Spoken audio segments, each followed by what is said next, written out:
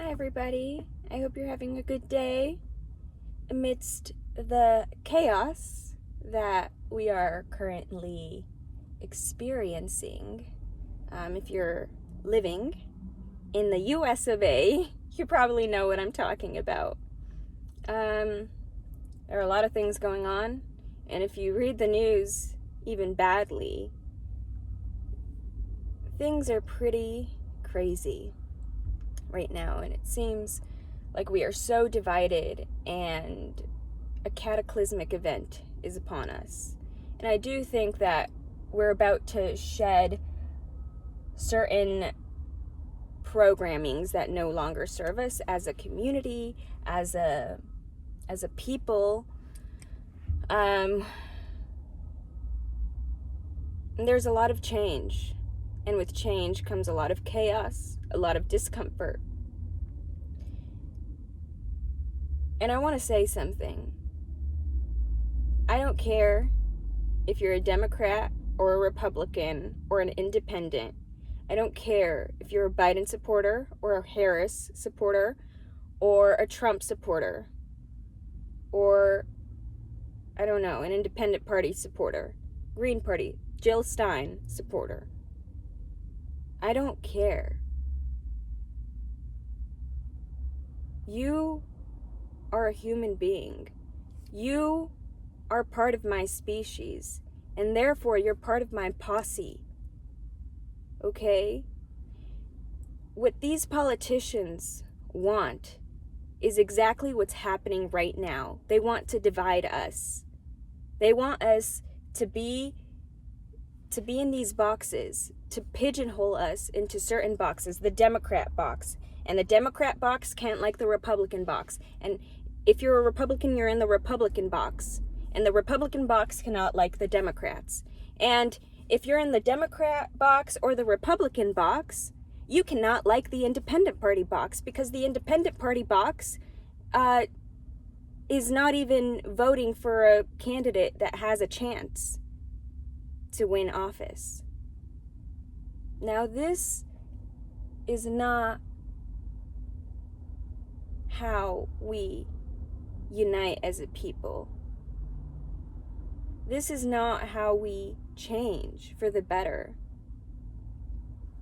The reason why they're pigeonholing us into certain boxes and polarizing us so much is because it's easier to have a population that is divided than a population that is united. If all of us, all 300 million of us, or 350 million of us, said to each other, I don't care about your political party, I don't care about your political affiliation, and instead of asking people for their political affiliation or distancing yourself from those people, find some common ground. If we all came together as a 300 million people population, if we came together as a population and we talked about the things that unite us instead of the things that divide us, we will be able to create change in our society. But unfortunately, the owners of this country don't want that, as George Carlin would say, right? He would be laughing right now, by the way. He would be like, wow, I told you so, right?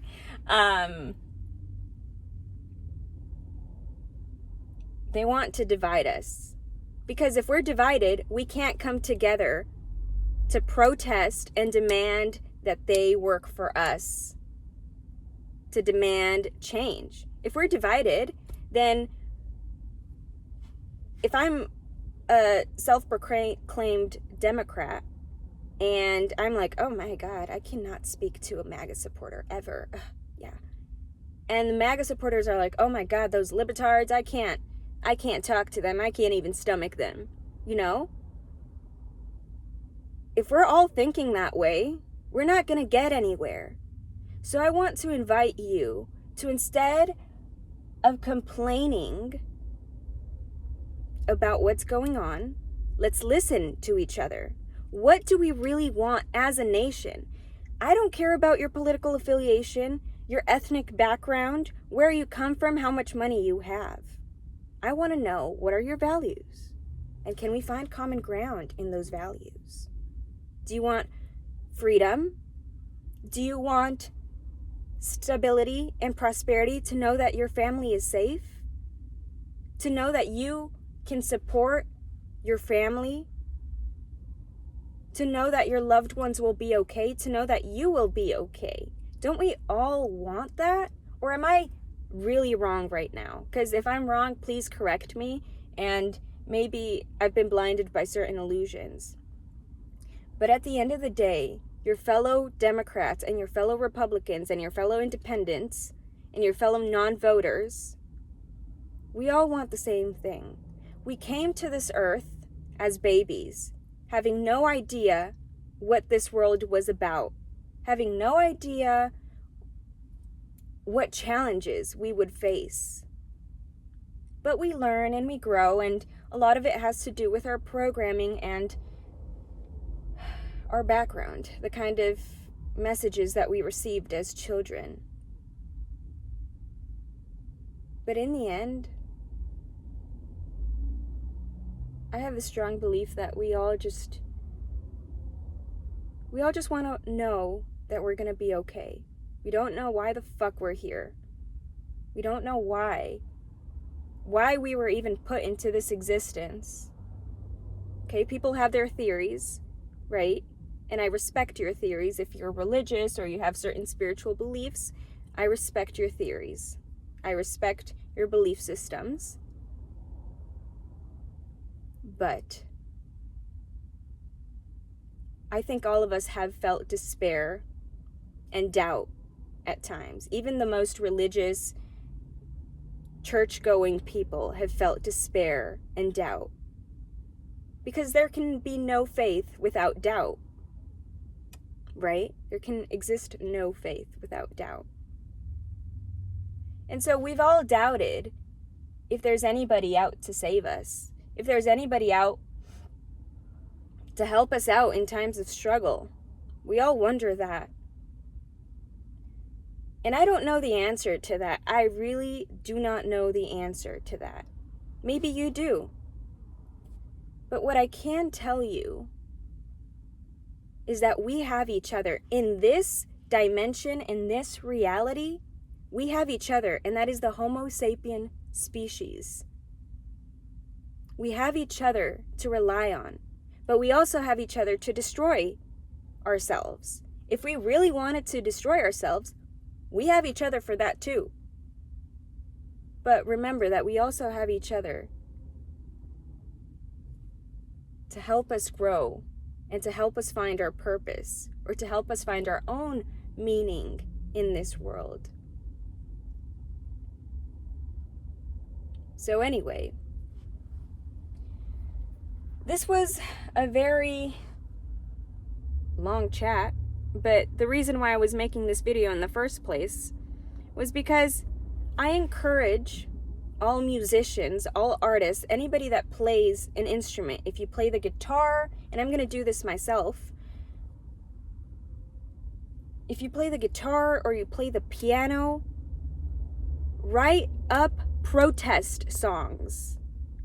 You know, protest songs were very popular during the 50s and the 60s. People like Pete Seeger, Phil Oakes, even some music by the Beatles, the Rolling Stones. All of these musicians wrote protest songs. And what united these movements of change was the music. The music was the answer. Because the music wasn't asking you if you were a Republican or a Democrat. The music united us as a people, as common citizens of this world. Because we all, deep down in our core, just want to be okay, just want to know that we're going to be okay, and we're going to make it through. And the music was able to unite us. So I encourage every musician out there, every songwriter out there, to write protest songs. Let's bring protest songs back. Because if all of us are listening to these messages, to the message of we want equality, we want freedom, we don't want oligarchs, we want to be okay. If we all listen to those messages, we internalize that, and therefore, in subtle ways, each of us participates in that change, in that collective change. So I encourage all of my musicians out there to bring protest songs back. Write songs. I'm going to do that myself too. Because we need the music right now. The music is the answer.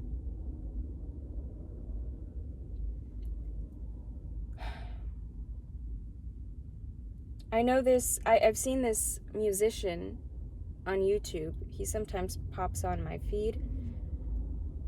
His name is Jesse Wells, and I love his music because he's got a beautiful voice, and he has a lot of protest songs.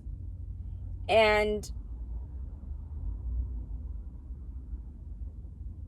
I think music like that, especially in these bleak times that we're living in,